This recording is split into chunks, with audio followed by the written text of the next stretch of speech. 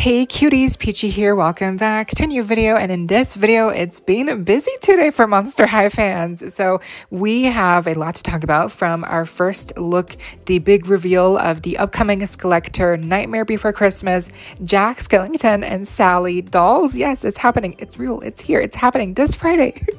And we also have a new episode breakdown, as always, with the romance between G3 Gil and Laguna starting to blossom and more, so stay tuned and let's get into it. So first up, actually, let's start off slow with this reveal that actually happened a couple days ago by user GrimmaGrimoire on Reddit. They shared the first inboxed stock photo look at the upcoming budget Cleo Denial doll, or rather also known as the Day Out, Ghoul's Day Out, something, Day at the Mall, I don't know, something like that. They've made already basically their budget versions of the core dolls. They've already made one for Claudine, Frankie, and Draculaura, and now we have Cleo. And I do wonder if that means we're going to get one for Laguna as well, because I do wonder how they would make her outfit more budget, I guess, because like they have less articulation and they also do come with like less accessories, so they are essentially the budget equals of the core full-priced dolls. So speaking of, I do think that overall I actually prefer this design over the original core Cleo, and I have her, and I don't plan on getting doubles of characters, so unless I have to, which I did make an exception for with the Iridescent dolls. But I had to get those because they're so pretty.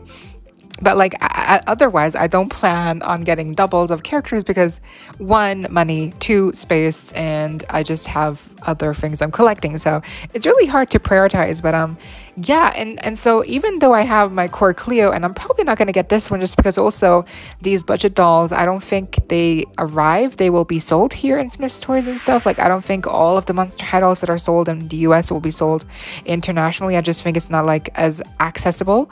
So I think due to reasons, I'm not going to get her probably, but I do think I prefer this design over the original core Cleos, because like the belt, she has a belt, like that looks amazing. It's like actually like a waist, like it's like a like a corset belt, almost, like it looks really nice.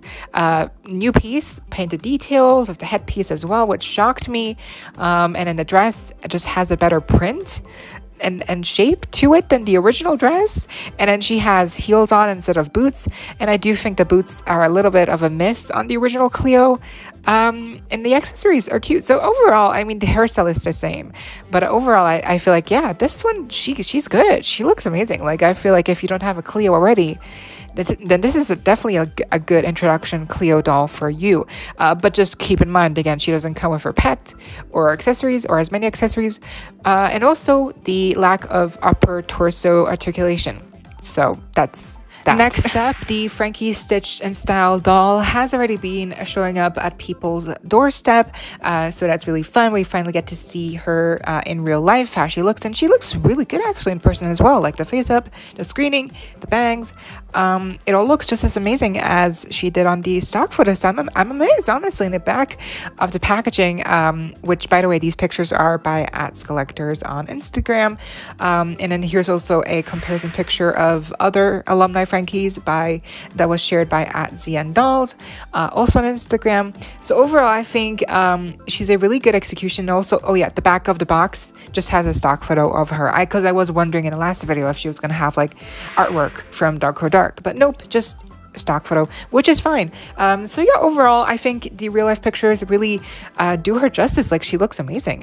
But yeah, I'm probably not gonna get her just because, again, budget, and also like I like her, she's really nice, but like, you know, I just, you know, if you don't really love something, then like it's probably not worth buying, you know. Moving on, I saw this post by @Kaya_and_dolls, but of the tweets from Chef Fontana that she wrote, saying that apparently season 3 has been officially green-lit. That means the ratings are going well for season 1. That means that season 2 is coming for sure. And I'm really happy because I love the series. I really have grown to love it, like actually like it, you know, not just saying that I love it. Like, no, actually I think it has good humor, good pacing, good character development so far. The designs are really cute actually, and I think overall it's really well done. So I'm really happy that they're greenlit for 2 more seasons at least. I can't wait to see what happens with season 2. Also, apparently Iris might get a design change, which is exciting. So let's see what happens. But yeah, I'm excited. I'm just happy that it seems to be doing well. People are tuning in. Remember, if you want to support the series, tune in if you are able to watch it and it's accessible to you on Nickelodeon. Then be sure to tune in, watch it on weekdays on Nickelodeon or online, Paramount Plus, wherever you are able to watch it. Do it, because it shows that it does help. Okay, moving on. Yes, let's get into the new Skullector reveal for Jack and Sally, the Nightmare Before Christmas 2-pack, which is celebrating also the anniversary of, the 30th anniversary of the movie. So very exciting. This happened out of nowhere. First, we got a teaser posted officially on the Instagram accounts of Mattel and Monster High. Was it Mattel or Monster High? Yeah, I believe so. Showing basically like the hill, the iconic swirly do hill from the movie, and we can see barely a little peekaboo of the shoes.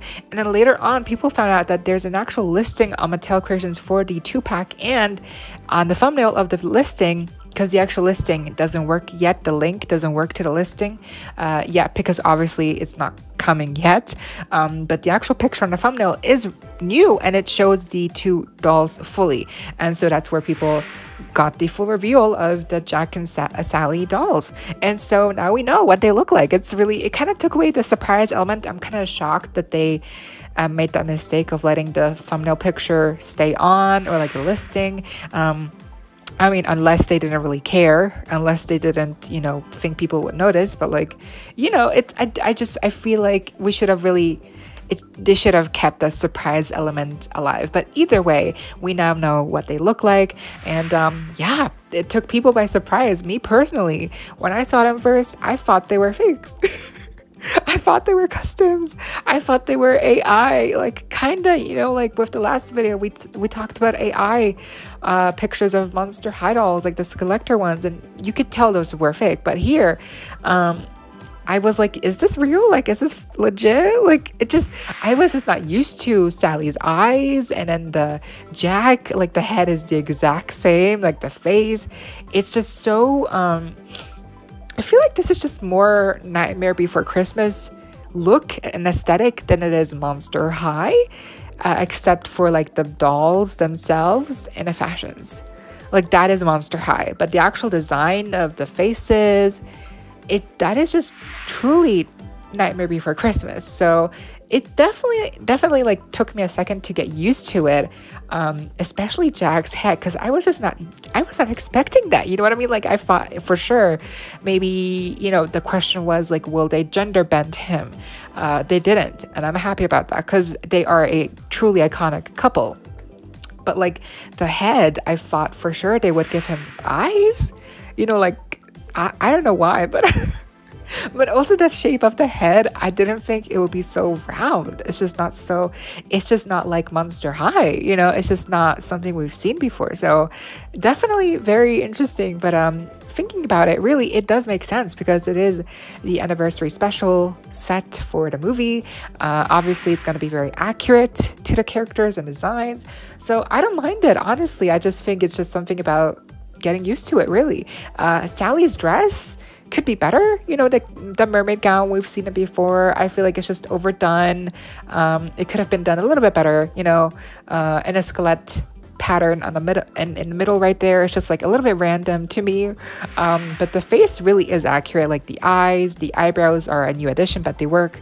The smile, the mouth, the stitches on her hands, etc., the hair, it really is very accurate. And Jack's suit is essentially the same except for the orange in his shirt.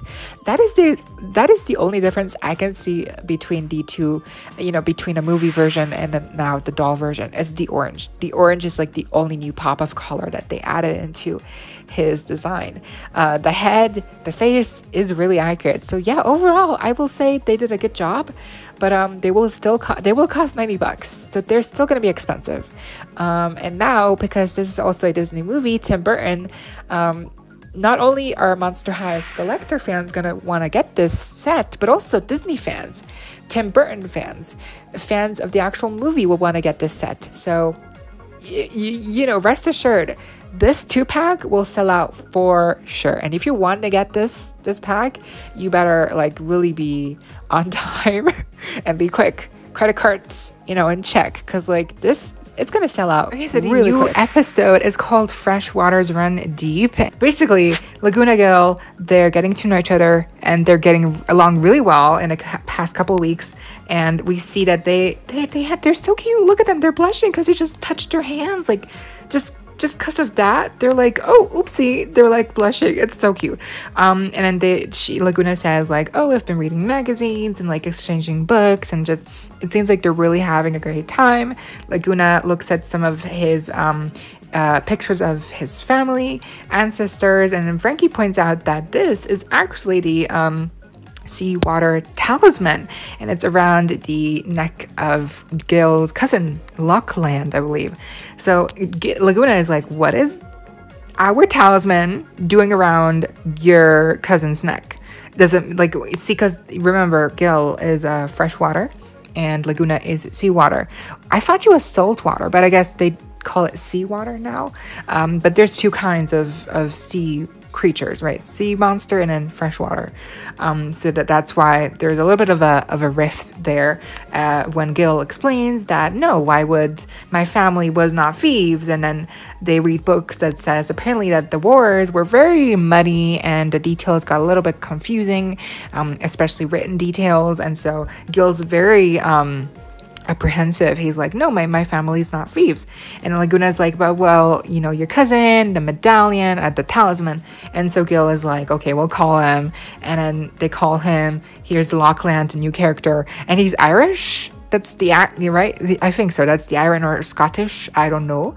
But it's not me trying to do an accent. But yeah, that's him. New character. I don't know if we're going to see him. If we're going to see him later on, I hope so. He looks really cool, and he has the talisman. There it is. So that's it. And because he thinks that Gil is challenging him, that's what happens. So he's challenging his cousin now tomorrow, so he has to get ready, he has to prep. And so Gil promises Laguna to get the talisman back so he can prove to her that it's a mistake, because he still cannot believe that he cannot fathom that the thought of his ancestors perhaps having stolen the talisman. So they get to training montage with the help of Laguna, and then he starts to see that Laguna is actually better at swimming, you know, the stealth, and also the boat wrecking. So Laguna is beating him at every turn, and he's starting to see that she is really superior to him. So they go back to the library, talking more about, you know, what happened.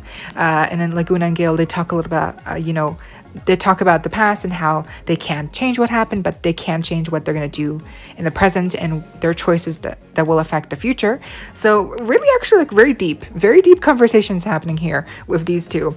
And then the moment comes where Gil faces off his cousin, and he's here. Again, the design is super fun, like very cool. I like the gills around his neck and stuff. And then here's a talisman. And so Gil is like, you know what? I'm not going to challenge you. It should be Laguna who challenges you, because she is just better at everything else than I am. And so it's really touching how she's like, thank you, Gil. It's like they have a good understanding, you know, they listen. It's like Gil listens here, full on caring. He cares, he listens to Laguna, and he's like, you should do it. And so Laguna takes on his cousin instead. And so they get to it, and she's a little bit scared because he does seem to be very quick, but then Gil gives her a little pep talk, and then she goes off. She's full on full power. She gets Frida course. She runs to the little pond. She swims to the bottom, and then she has to take down a boot. And then he does it with his arm, but she, of course, with her sharp teeth, she just munches through all of the bow pieces. And then it's actually the time for the stealth section. So they're actually not sure who won, but then of course Laguna did win in the end, because she's the best, stealthiest sea creature alive. And so the cousin Lachlan, he's like, good job. And then Gil's like, yeah, you did amazing. And then Laguna's like, yay. So it's just really cute little resolution here. Laguna's like, maybe next time we can go on a little boat ride. And he's like, whenever I'm here with you, Goonie. By the way, I forgot to mention, but yeah, he has a nickname for her. He calls her Goonie. It is so cute. Oh my god, that's what I mean. Like, he is so caring. He holds her hand like multiple times this episode alone.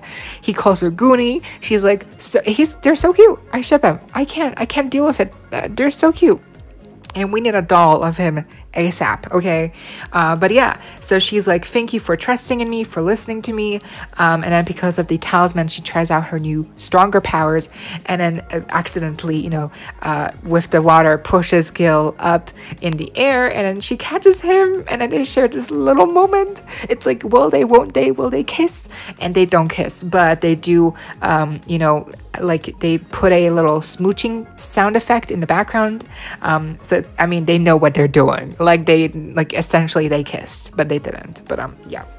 And that was the video. I hope y'all enjoyed. Leave a like, share, comment, subscribe, hit the notification bell, and become a member today so you don't miss out when I post more content like this coming your way. Dylan, keeping you up to date with all the loyalty you love. Stay safe, be kind. I hope this next time. Stay peachy. Kisses.